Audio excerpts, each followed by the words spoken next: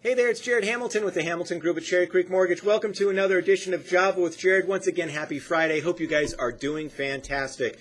Well, interest rates finished the week worse than where they ended last week. So we've seen over the last couple of weeks a bit of a pullback in terms of interest rates, which is to be expected because we did see, at the very beginning of the year, a large rather good surge here to improve interest rates. So we're seeing a little bit of a pullback, which is not overall massively troubling.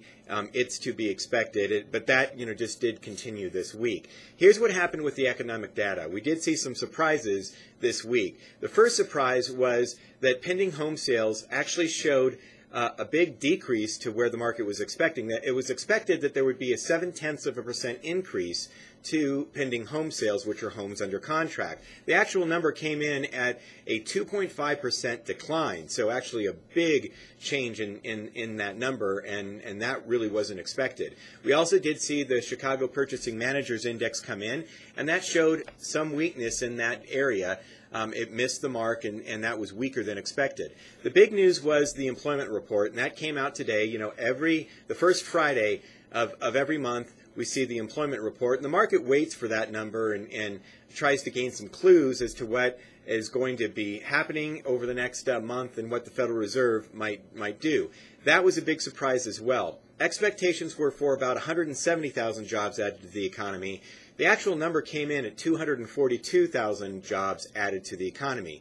So a big increase, and actually there were some upward revisions to the previous numbers. So again, a big increase, and that typically would be something that would cause a lot of pressure to mortgage rates. Now there is some pressure, but not as much as with what would be expected with such a large increase. And the reason is that the employment report, or unemployment number actually, came in at no change, 4.9%. That's because the labor force participation rate actually increased a little bit. More people actually entered the workforce. That went from 62.7 to 62.9, so more people coming in. The other thing that helped mute some of this reaction is that there's not a lot of wage-based inflation.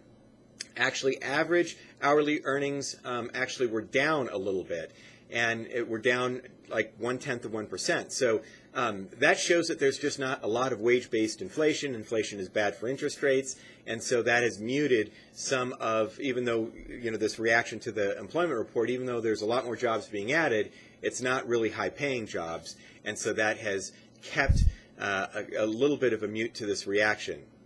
So here's what's the market is going to be wondering is, what is the Federal Reserve going to do with all this data? And it's really kind of a crapshoot, really, as to what's going to happen, because we are seeing, the Federal Reserve has a dual mandate. One is to keep inflation under control, and the other one is to try to keep employment at highest levels possible. And we are seeing pretty good employment numbers, and there isn't a whole lot of inflation, and so the Federal Reserve, and actually there's not a lot of inflation, but there is some inflation that the Federal Reserve could be worried about, especially with a 4.9% unemployment rate. But there's enough going on globally that is going to keep the Federal Reserve from actually doing too much to hurt our economy, because China is actually trying to stimulate their economy and devaluing their currency against our dollar, as so is Europe, and there's expected to be some further movement next week is what the EU will do in order to devalue their currency.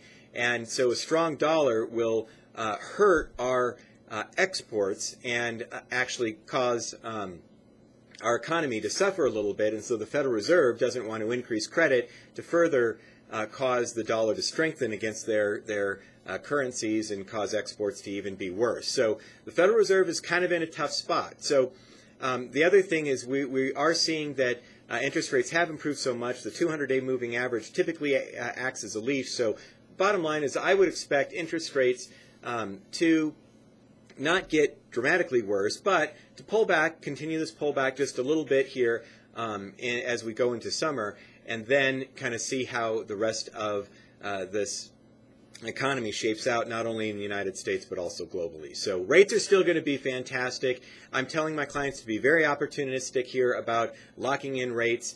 at these wonderful levels when they have them, because we're going to see just a whole lot of volatility. So that's what's going on with interest rates.